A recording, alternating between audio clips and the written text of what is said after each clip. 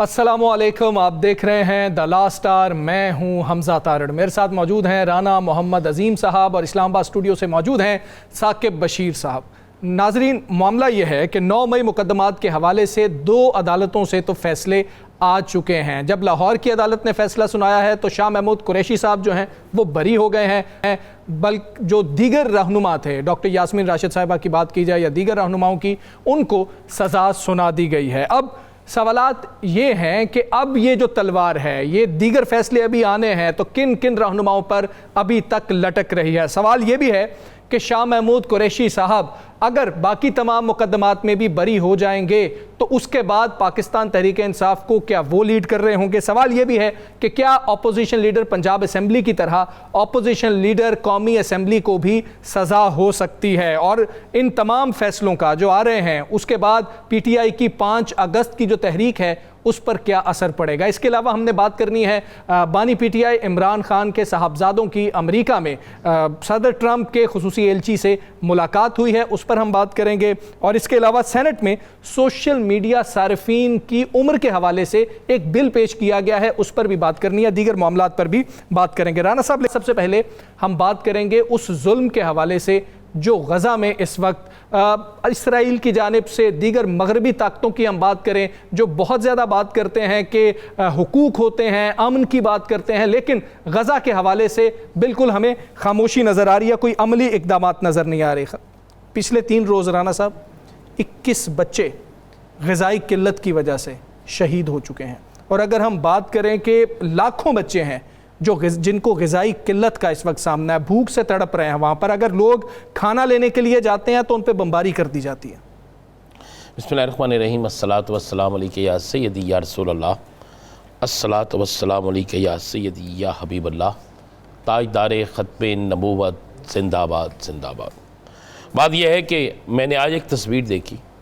कुछ तस्वीर बोलती हैं, कुछ तस्वीर चीखती हैं और कुछ तस्वीर रुला देती हैं।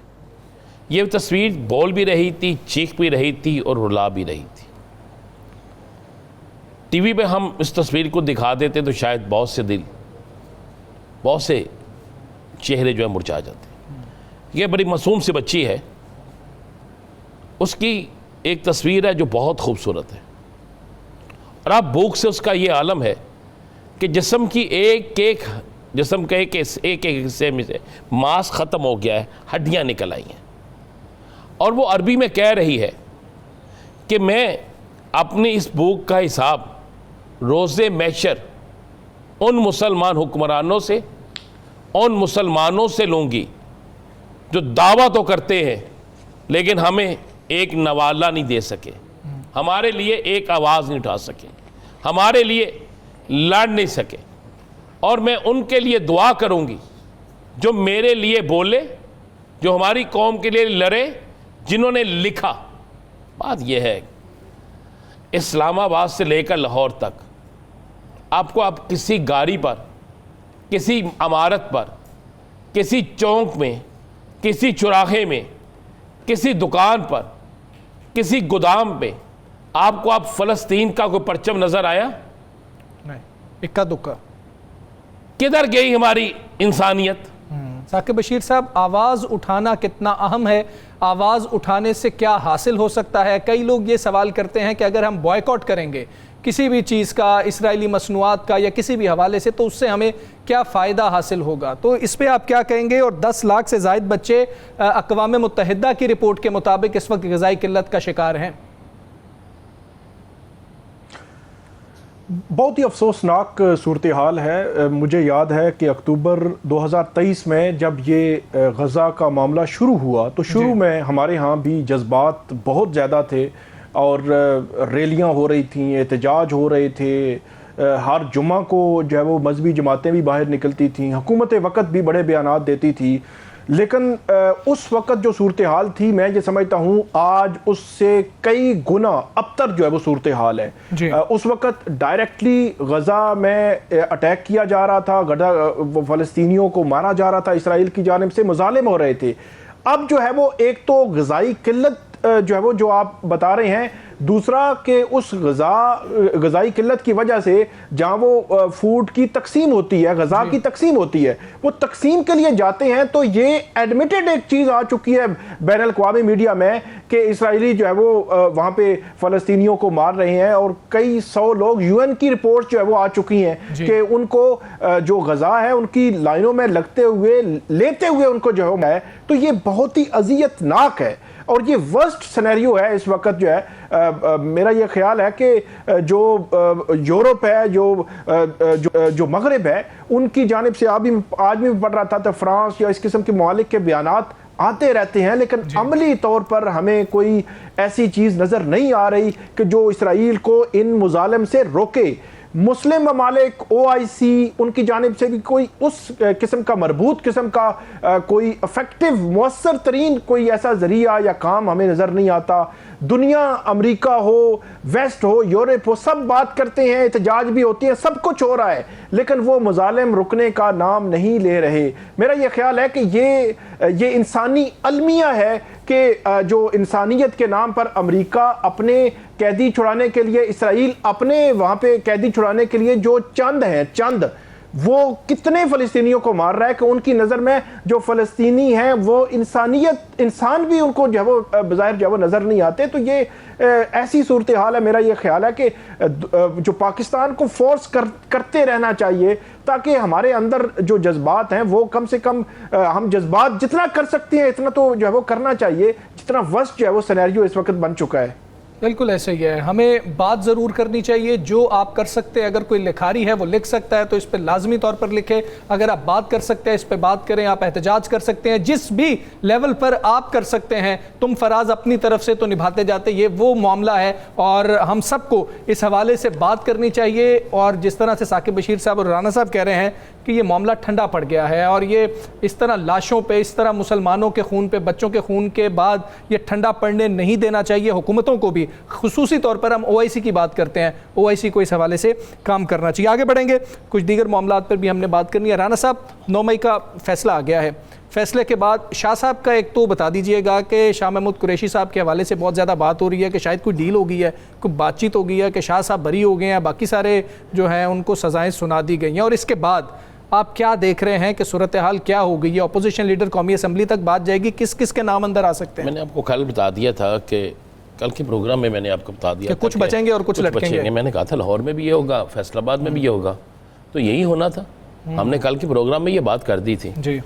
और इस मज़े वाली बात है, शाह साहब के साथ जो बाकी लोग बरी हुए हैं उनमें 2 लोग वो हैं जिन पर पिस्टल भी पड़ा हुआ है, जिन पर फायरिंग का भी इल्ज़ाम है। अच्छा, कि उनसे आला जो है बरामद भी किया गया था। ठीक, ये सारा कुछ है। और कैसी बात है, मैं तो आज ना फयाजुल हसन चौहान साहब का ट्वीट पा रहा था। अच्छा, उन्होंने कहा कि इनकी डील हो गई है शाह महमूद कुरैशी साहब। अब वो अगर ये लफ्ज़ कह रहे हैं तो ये पाकिस्तान की अदलिया के लिए एक सवाल है कि क्या पाकिस्तान की अदलिया ने ये फैसला दिया है, डील के तहत दिया? और अगर उनका सवाल, उनकी बात दुरुस्त है, तो अगर उनकी बात गलत है तो मैं तो समझता हूँ कि फिर तौहीन अदालत का एक नोटिस होता है। ठीक है, कानून बना हुआ है ना, इस कानून पे, जो कानून साकिब बशीर पे होगा, जो राना अजीम पे होगा, तो उन पे क्यों नहीं होगा? और दूसरी बात मेरी ये है जी जी, इसी पाकिस्तान की पुलिस ने, इसी पंजाब की पुलिस ने एक लिस्ट जारी की थी कि 9 मई को किन किन लोगों ने कितनी कितनी टेलीफोन कॉल्स की। हाँ जी, ठीक है, ऑन रिकॉर्ड है ना जी। उनमें से जिसने प्रेस कॉन्फ्रेंस की, इसका मयार क्या है? इसकी माफ़ी या इस चीज़ का मयार क्या है कि जो प्रेस कॉन्फ्रेंस करे वो केसों से बरी? फरह हबीब, कितने केस थे उस पर जी, उसको फर्स्ट मैन करार दिया गया था। फरह हबीब क्या जेल में है? क्या वो जेल में है? नहीं, बाहर है। क्या आमर कियानी सेक्रेटरी थे? क्या परवेज खटक पे ऊपर पर्चा नहीं था? क्या महमूद खान पर FIR नहीं थी? आप जरा लेते जाए ना, मैं इतने नाम लूंगा जिसकी इंतहा कोई नहीं है। तो क्या है, क्या अंदलीब अब्बास मौके पे मौजूद नहीं थी? क्या 80 साल देखें, अब केस का फैसला हो गया, मैं बात करने की इजाजत होनी चाहिए ना। जी जी, हम कानून के मुताबिक बात कर रहे हैं। डॉक्टर यास्मीन राशिद माइक पे कह रही हैं कैंसर के मरीजा हैं, वो बार बार माइक पे कह रही हैं कि अंदर कोई ना जाए, अंदर कोई ना जाए। इससे बड़ा सबूत क्या आपने देना है? अफजाल पागट उसको, उसके बेटे को, उसके भाई को, तीनों को सजा दे दी गई।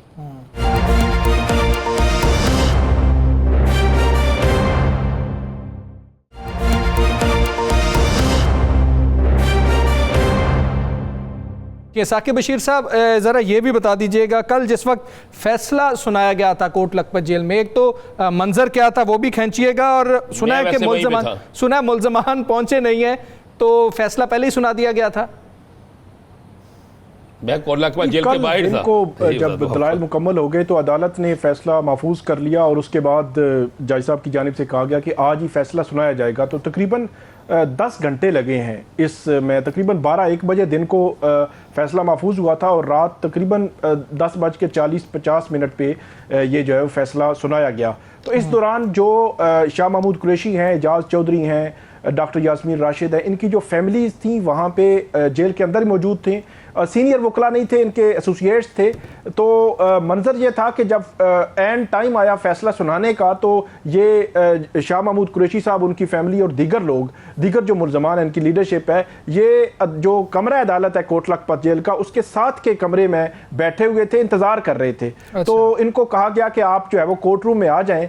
तो हमारे ज़राए ये बताते हैं कि ये जब कोर्ट रूम में पहुंचे तो आगे उन्होंने देखा कि जज साहब फैसला सुना के जा चुके थे और जज साहब के सामने उस वक्त कुछ एसोसिएट्स जो है वो सीनियर वकला के वो मौजूद थे। फिर इन्होंने उन एसोसिएट्स से पूछा, तो जब सबसे पहले उनको लोगों ने मुबारक देना शुरू की, शाह महमूद कुरैशी साहब बरी हो गए, तो उन्होंने पूछा बाकियों का क्या हुआ है? तो उन्होंने कहा 10 साल सजा हो गई है। तो इस पर वो कुछ अफसरदा हो गए कि मेरे जो साथी हैं उनको भी जो है वो सजा हो गई। वहाँ पे कुछ इमरान खान के नाम का कोई नारा भी किसी ने लगा दिया। तो ये वहाँ पर अंदर का जो मंजर था कि जब सजा जो है वो सुनाई गई इस केस में, जो वो डॉक्टर यास्मीन राशिद जो है वो 3 बजे ही अदालत से चले गई। उन्होंने कहा कि मेरी तबीयत ठीक नहीं, मुझे पता है कि इन्होंने मुझे सजा देनी है। और मियां महमूद रशीद भी वहां से चले गए, महमूद रशीद भी जा चुके। उन्होंने कहा कि मुझे पता है कि इन्होंने सजा देनी है। और अफजाल बागट ने और बाकियों ने वहां पे नारे लगाए। उन्होंने कहा हमें पता था ये सारा कुछ होना है। तो ये सारा कुछ हुआ। अच्छा, कुदरती कल मैंने व्लॉग करना था, प्रोग्राम से फारिग हुआ तो मैंने कहा भाग के वहाँ पहुँचे, अब तो करीब ही है, तो कुछ ना कुछ तो खबर मिल ही जाएगी ना। तो वो खबर मिली और उसके बाद 1 घंटे तक वो अमला बाहर नहीं निकला। अच्छा, सजाएं सुनाने के बावजूद भी। लेकिन ये अच्छी बात है, कानून जो है वो बड़ी तेज़ी से हरकत में आ रहा है। रात के भी साकिब साहब फैसले हो रहे हैं। कोई अल्लाह करे कि ये फैसले जो हैं जी, रात 11 बजे अदालतें खुली हैं। देखें, बड़ी अच्छी बात है। मैं कह रहा हूँ कि अल्लाह करे कि ये फैसले इसी तरह जारी और सारी रहें। और एक बात जहन में रखें, एक अदालत वो है जो यहाँ पे लगती है, एक अदालत वो है जिस अदालत के अंदर सिफारिश कोई नहीं चलनी।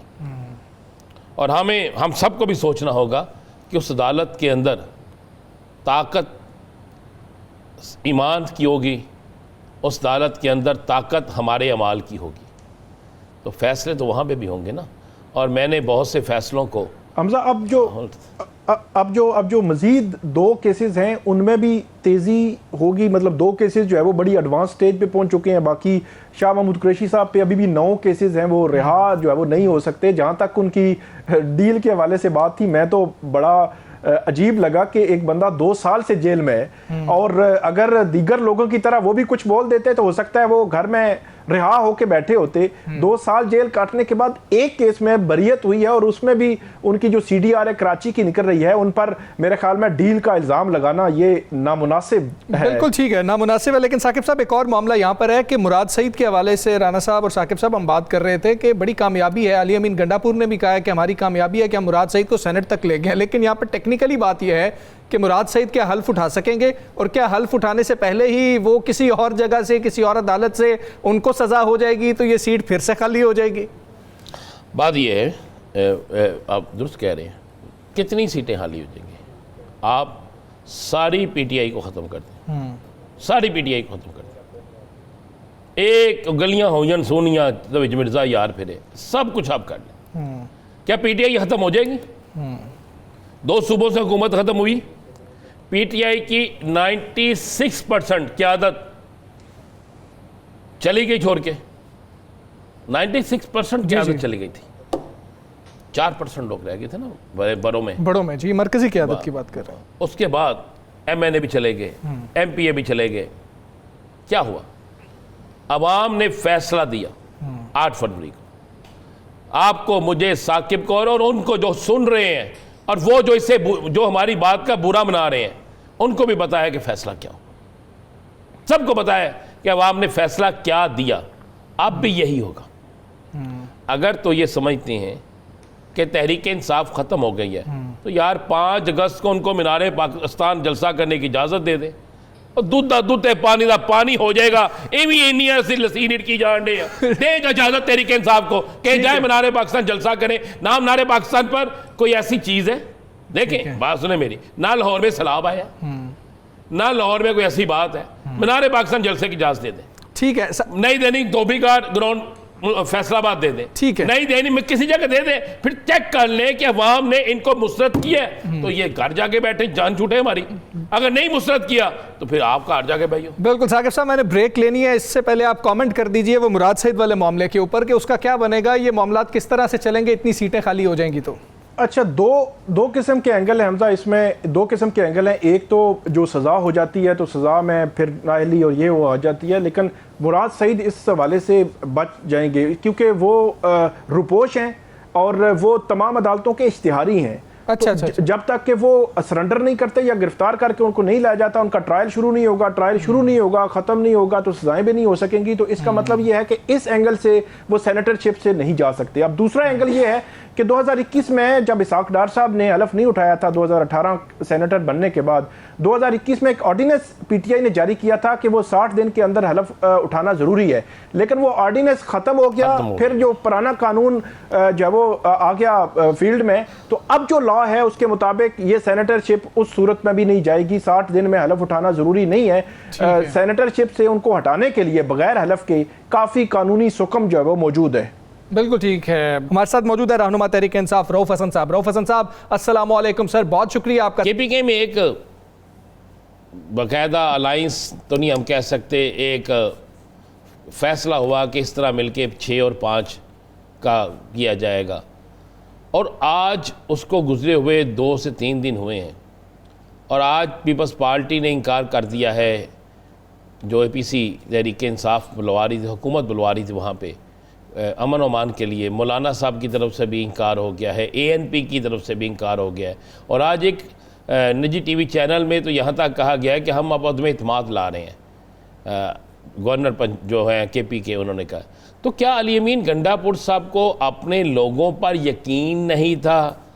कप्तान की टीम के खिलाड़ी कमज़ोर थे या कुछ खदशा था? क्या था कि जो आपने अपने 1, 2 या 3 सीटें जो भी आप समझ लें उसके लिए या कोई मुआहदा हो चुका था या किसी तरफ से कोई हुक्म आ चुका था? जी राना साहब, सवाल आपके 2 हैं। एक तो स्टेटमेंट कि हम तहरीक अदम इत्माद ला रहे हैं, तो ये गवर्नर साहब की मेरा ख्याल 1 लाखवीं स्टेटमेंट है। वो मेरा उनको एडवाइस है, बड़ी हम्बल एडवाइस है कि अब वो नारे लगाना छोड़ दें और एक्चुअली तहरीक अदम इत्माद मूव कर लें और देख लें कि उसका क्या आशर होता है। नंबर 1 बात सर। नंबर 2 बात, ये पहला मौका नहीं है कि जी हमने सेटलमेंट किया ऑपोजिशन के साथ। आपको याद होगा राना साहब, पंजाब में भी यही हुआ था। बिल्कुल मुझे। और उस वक्त जो वजह थी वो आज भी वजह थी। आपको पता है कि एक तारीख है सेनेट इलेक्शंस की पाकिस्तान में जहां के करोड़ा रुपया चलता है, गंद नासूर है जो कि चलता है। तब भी जब हमने पंजाब में सेटलमेंट की थी ऑपोजिशन के साथ, तो यही हमारे कम से कम हमारे नजदीक जो चीज सामने थी, जो फैक्टर सामने था, वो यही था कि जी इस नासूर को खत्म करना चाहिए। अब KP में आके भी जब हमने ये काम किया है, पहली दफा नहीं है जैसा कि मैंने अर्ज किया है, तो उस वक्त भी हमारे सामने जो चीज थी वो यही थी कि जी ये पैसा नहीं चलना चाहिए, ये पैसे का कारोबार जो है, ये नासूर जो है, इसको खत्म करना चाहिए। बाकी फैक्टर्स और जो आपने जिनका जिक्र किया, मैं आपको यकीन दिलाता हूं कि ऐसे फैक्टर्स नहीं थे, बल्कि यही एक, और ये बड़ा पार्टी के अंदर मैं आपको बता देता हूं, पार्टी के अंदर नहायत पुरजोश किस्म की बहस हुई है इसके ऊपर। मैं कंसीड करता हूं कि हमारी 2 राय थी, 2 आरा थी। There was large number of people जो कि ये कहते थे कि जी इलेक्शन करवाएं, इलेक्शन करें। लेकिन उससे ज्यादा लार्ज नंबर जो था वो इनका था कि जी नहीं, ये मौका नहीं है, इस वक्त सेटलमेंट कर लीजिए, क्योंकि अगर इलेक्शंस की तरफ आप गए तो फिर दोबारा से जो है वो पैसे का कारोबार शुरू हो जाएगा, जमीर खरीदे जाएंगे। तो बड़ी 4 घंटे हमारी मीटिंग रही। उसके बाद डिवाइडेड हाउस था, उसको वोट पे डाला गया, लेकिन वोट में जो लोग कहते थे कि सेटलमेंट कर लीजिए, उनकी तादाद जो थी वो दूसरों से बहुत ज्यादा निकली, तो इसलिए फैसला हुआ था। और उससे पहले जो पार्लिमानी पार्टी है केपी की, उसने भी ये फैसला किया हुआ था जी कि हम सेटलमेंट के जरिए आगे बढ़ेंगे। सो पीसी ने अपने वोट के जरिए, मेजॉरिटी वोट के जरिए, केपी पार्लियामेंट की पार्टी जो है उसके फैसले को इंडोर्स किया। इस तरीके से हम इस सेटलमेंट की तरफ बढ़े और वो फैसला किया।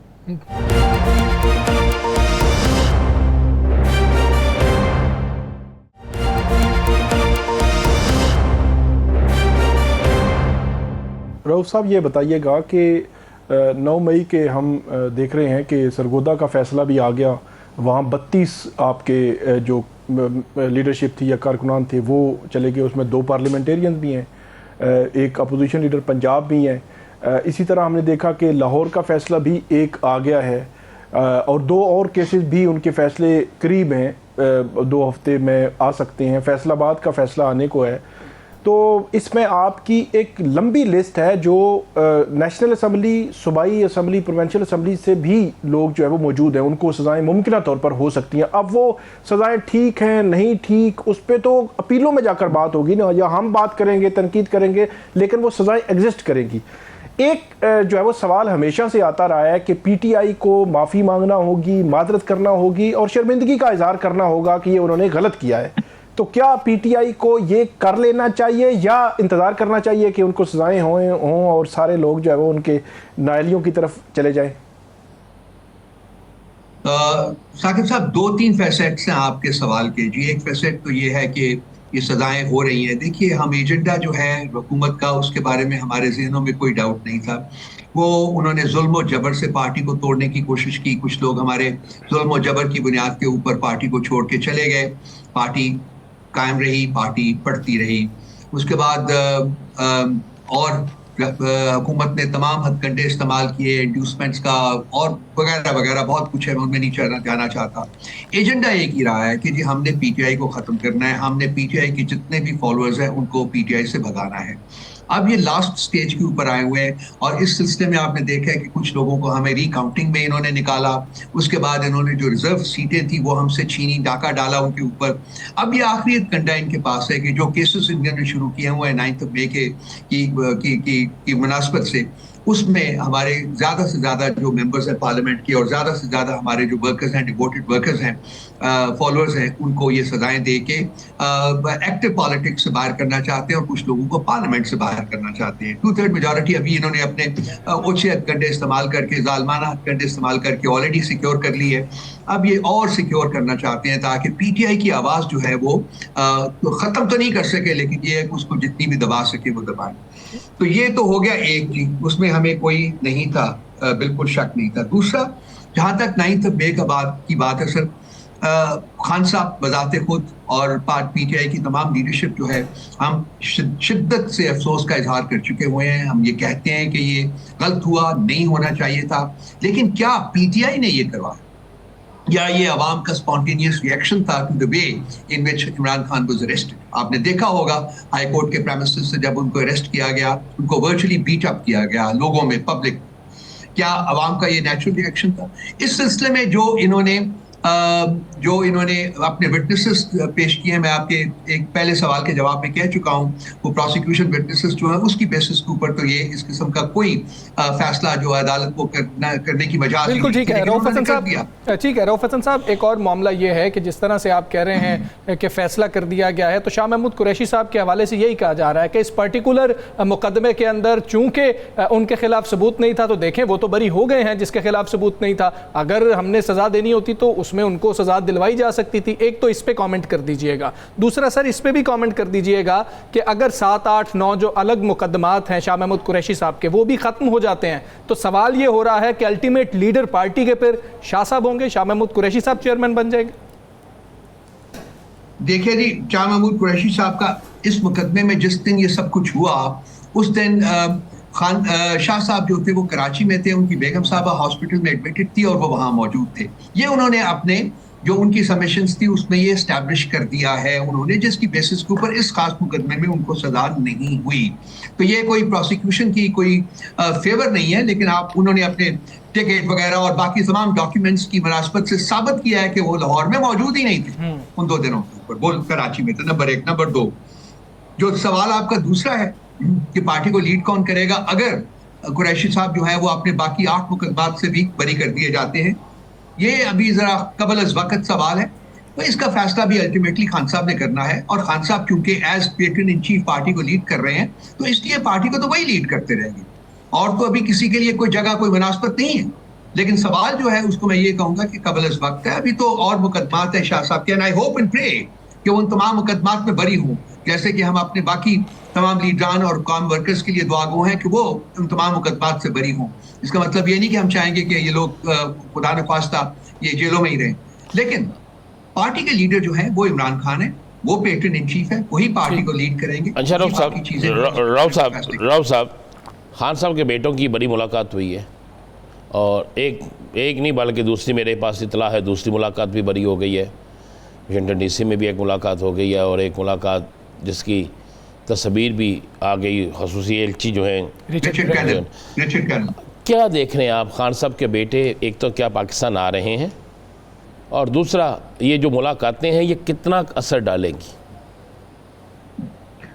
देखिए राना साहब, मेरा एक बड़ा एक प्रिंसिपल, एक असूली जो एक मौक़िफ़ रहा है इस सिलसिले में कि हमारे जो इस मसले हैं उनको हमने ही यहाँ बैठ के हल करना है। वो हम कोई भी रास्ता अडॉप्ट करें, वो रेकन्सिलिएशन का रास्ता अडॉप्ट करें या हम रेजिस्टेंस का रास्ता अडॉप्ट करें, वो हमने ही फैसला करना है। हमें इस सिलसिले में किसी आउटसाइड फोर्स जो है उसके ऊपर नहीं तहिया करना चाहिए। मैं अभी भी इसको उसी नज़र से देखता हूँ। अब उनके बेटे हैं, उन्होंने, लाजमी बात है, वो 2 साल से देख रहे थे कि किसी तरीके से कोई ना कोई इंसाफ के तकाजे पूरे किए जाएंगे, आइन के तकाजे पूरे किए जाएंगे, लेकिन जब वो इस नतीजे के ऊपर पहुंचे हैं कि ये कुछ नहीं हो रहा बल्कि शायद फस्तायत जो है वो और बढ़ रही है, तो उन्होंने फैसला किया है कि वो मैदान में आएंगे। और ये पहला पड़ाव है उनका, वो अमेरिका गए हैं, वहाँ उन लोगों के साथ बातचीत कर रहे हैं। इसका असर कितना होगा, जो कि आपका सवाल है, frankly I am not in a position to evaluate that. मैं और इसके बारे में कुछ कहना भी नहीं चाहूँगा, क्योंकि असल जो हम तकाजा करते हैं, असल जो हम बैंक कर रहे हैं, वो हम अपनी जद्दोजहद के ऊपर कर रहे हैं, यहाँ पाकिस्तान में जो की जा रही है। लेकिन उनके जो बच्चे हैं सुलेमान और कासिम, वो दोनों पाकिस्तान भी आएंगे, 5 अगस्त से पहले आएंगे, और वो खान साहब की जो रहाई की जो तहरीक है उसमें अपना हिस्सा डालेंगे, बिल्कुल वैसे ही जैसे कि आइन, कानून और जमहूरियत की बहाली के लिए जो तहरीक है उसमें। रऊफ हसन साहब, इधर एक और ज़िमनी सवाल ले लीजिएगा कि ठीक है, इस पे ज़रा क्लियर कर दें। आपकी जो बात थी उससे लगा कि ये दोनों पहलू बिल्कुल मुख्तलिफ हैं, क्योंकि ये तनकीद होगी इस तस्वीर के बाद, हो भी रही है कि जिनसे हकीकी आज़ादी लेनी थी अब उधर ही जाके मुलाकात हो रही है और उनसे ही बात हो रही है। यानी कि आपकी बात से मुझे ये महसूस हुआ ये उनके बेटे मुलाकात कर रहे हैं, पाकिस्तान तहरीक इंसाफ का इससे कोई ताल्लुक नहीं है। आप मेरे को पिछले कुछ जितनी देर 6 महीने साल में देख लीजिए प्रोग्राम, उसमें मैंने एक ही बात की है कि इसमें अमेरिका में जो कुछ हो रहा है या किसी और मुल्क में जो कुछ हो रहा है, उसमें पाकिस्तान तहरीक इंसाफ का एज ए पॉलिटिकल पार्टी, एक सियासी जमात के तौर के ऊपर कोई रोल नहीं है। अगर कोई कर रहे हैं तो वो पाकिस्तानी डायस्पोरा कर रहे हैं, जो कि पाकिस्तानी है, जो पाकिस्तान का दर्द रखते हैं, पाकिस्तान के हालात से नामुतमईन हैं, और वो एक अपना रोल प्ले करना चाह रहे हैं, ये वो कर रहे हैं।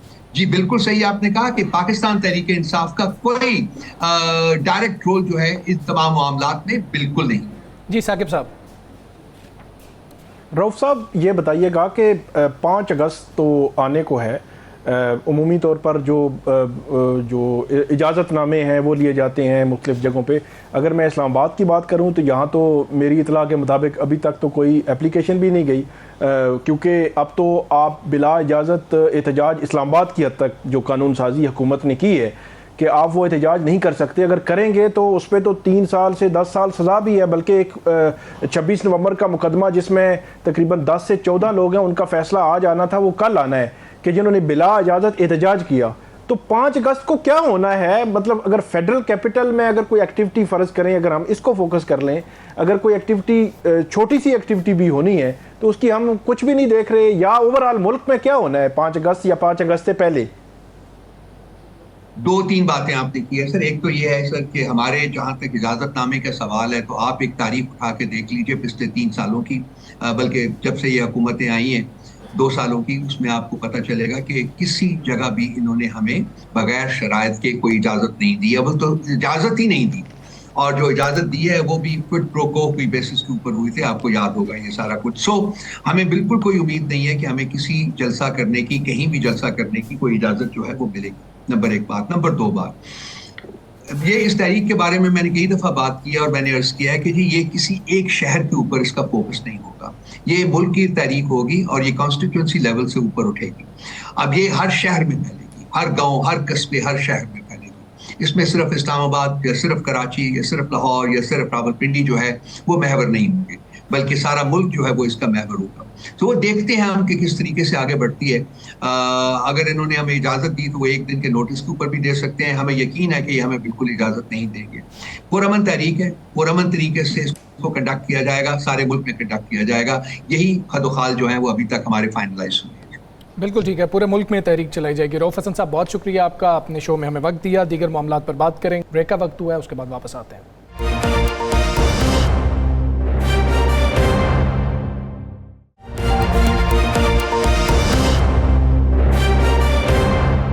वेलकम बैक जी। बात करेंगे इस हवाले से कि मौलाना फजलुर रहमान साहब ने आज 26वीं तरमीम के हवाले से भी बात की है, उसमें उन्होंने क्या किरदार अदा किया उस हवाले से भी बात की है, सूद के हवाले से भी बात की है, जो कानून बन रहा है उस पर बात हुई है, साथ ही MMA का जिक्र भी हुआ है। पाकिस्तान की सियासत के अंदर अब क्या होने जा रहा है, किन लोगों से रब्ते कर रहे हैं मौलाना फजलुर रहमान साहब और उनको क्या रिस्पॉन्स मिल रहा है, इसी हवाले से हमने बात करनी है। हमारे साथ JUIFA के सीनियर रहनुमा सेनेटर कामरान मुर्तज़ा साहब मौजूद है। कामरान मुर्तज़ा साहब बहुत शुक्रिया आपका सर। अस्सलाम वालेकुम सर। आज सबसे पहले तो इस पे कमेंट कर दीजिएगा, MMA का जिक्र किया है मौलाना साहब ने, किस किस से राब्ता हुआ है, किस किस ने अभी तक पॉजिटिव आपको जो है जवाब दिया? देखिए, MMA कभी रस्मी तौर पे ख़त्म नहीं हुई। भले आप उसको कह सकते हैं कि इनएक्टिव थी, मगर रस्मी तौर पे कभी ख़त्म नहीं हुई।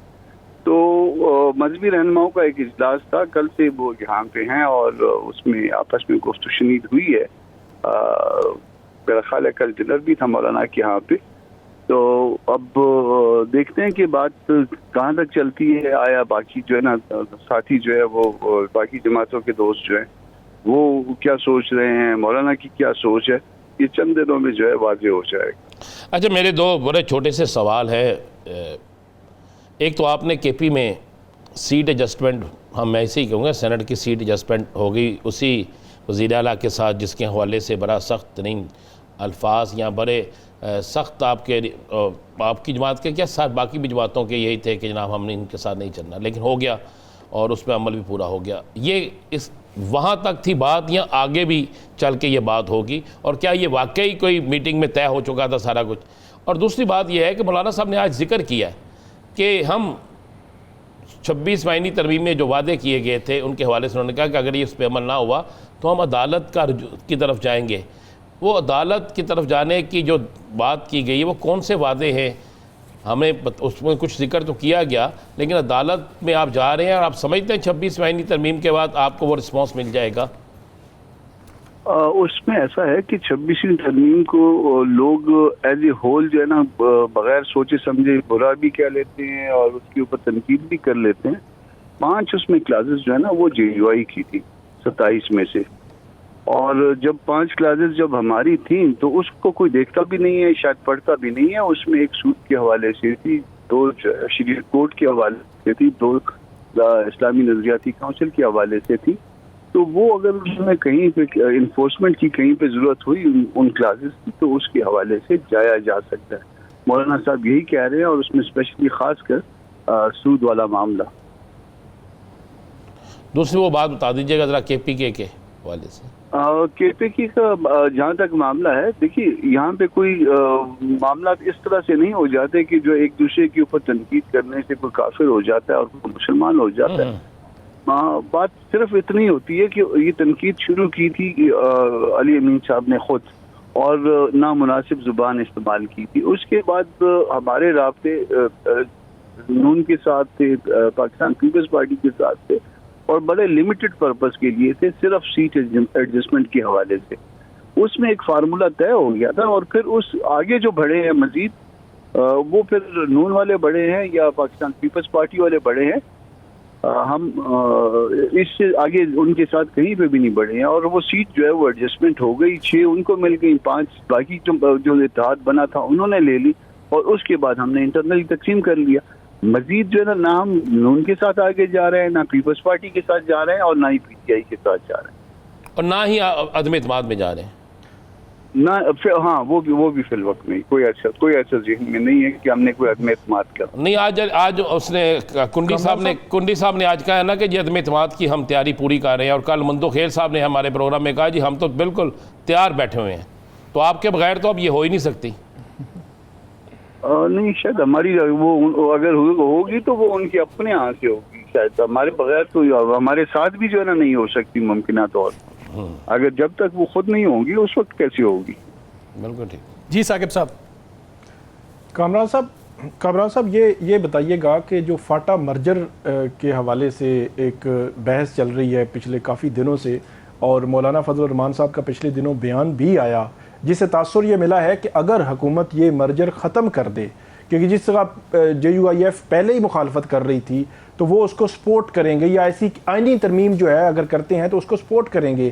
तो इसको आप कैसे देखते हैं? एक तरफ पीपल्स पार्टी है, एक जो बहुत बड़ा क्रेडिट लेती है, वो वफाकी हुकूमत में बैठी हुई है, दूसरी तरफ PTI जो है वो इसकी मुखालफत कर रही है।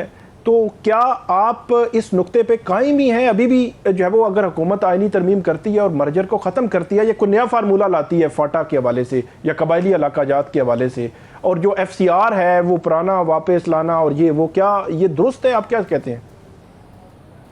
हम जहाँ तक मर्जर का सवाल है, मर्जर के हवाले से हम यकीनन मुखालिफ थे, और आज ये बात साबित हुई है कि हमारी मुखालफत दुरुस्त थी।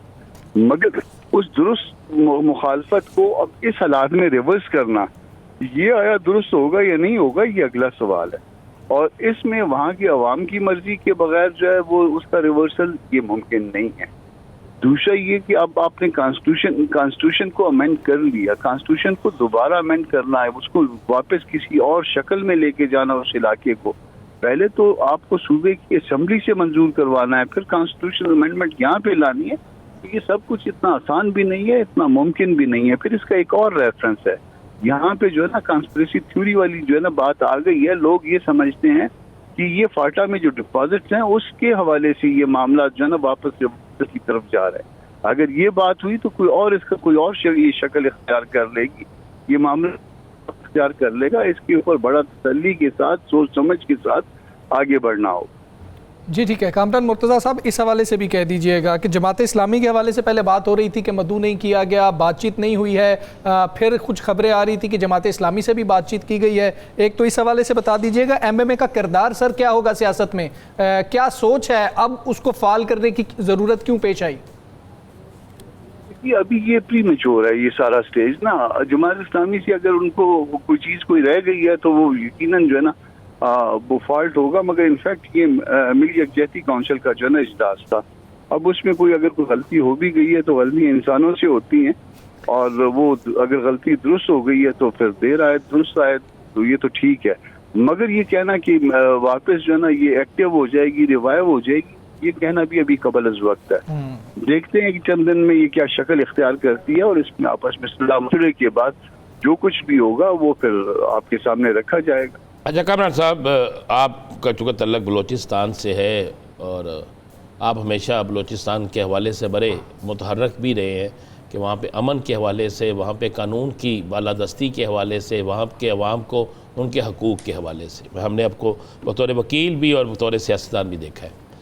अब वहाँ पे एक सानिया हुआ जिसमें एक औरत और एक मर्द। जी जी जी जी कामरान साहब, एक बलूचिस्तान में एक सानिया हुआ जिसमें एक औरत और मर्द को मार दिया गया, गोलियां सरेआम मारी गई। उसमें एक सरदार साहब भी गिरफ्तार हुए। सरदार साहब जितने सुरसूख वाले हैं मुझे भी पता है और आपको भी पता है।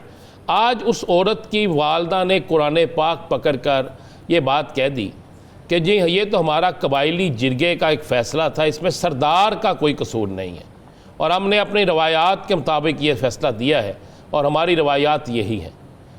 कानून इसमें क्या कहता है? और इस पर बलूचिस्तान के अंदर से जो आवाज़ उठनी चाहिए थी, क्या वो सियासी जमातों की मजबूरी है या क्या है, वो आवाज़ क्यों नहीं उठी? देखिए, इसकी बहुत सारी जहतें हैं इस वाक़े की। एक तो इसको अप्रूव नहीं किया जा सकता, इसको कि लोग कानून को अपने हाथ में लें और किसी को कत्ल कर देंगे, तो बिल्कुल जो है ना इसकी जितनी मजम्मत की जाए वो गलत है। ये तो एक पहलू है, मगर इसके साथ वो पहलू भी अब जो सीएम साहब के हवाले से मंजर आम पे आए या और हवालों से मंजर आम पे आए, उसकी वालदा के हवाले से, अब चूंकि वो वफात तो हो गई हुई है उस बच्ची की भी और उसके साथ जो दूसरा मर्द था, ये मेरा ख्याल है कि उन बातों को दोहराना जो है वो स्पेशली किसी मरे हुए शख्स के हवाले से या अशखास के हवाले से ये बहुत बड़ी ज्यादती होगी। तो इसके बहुत से पहलू जो है ना, हम ये मामला जो है ना कहीं इसमें कोई प्रेजुडिस ना हो जाए, कोई फरीक, इसको इंडिपेंडेंट जो है ना वो चलना चाहिए। केस दर्ज हो गया, केस वो के बहुत देर से हुआ, तकरीबन 1.5 महीने के बाद दर्ज हुआ। अब 2-3 इसमें जो वर्जन आए हैं, इसको जो है वो इन्वेस्टिगेटिंग एजेंसी प्रोब करे या उसके बाद अदालत करे।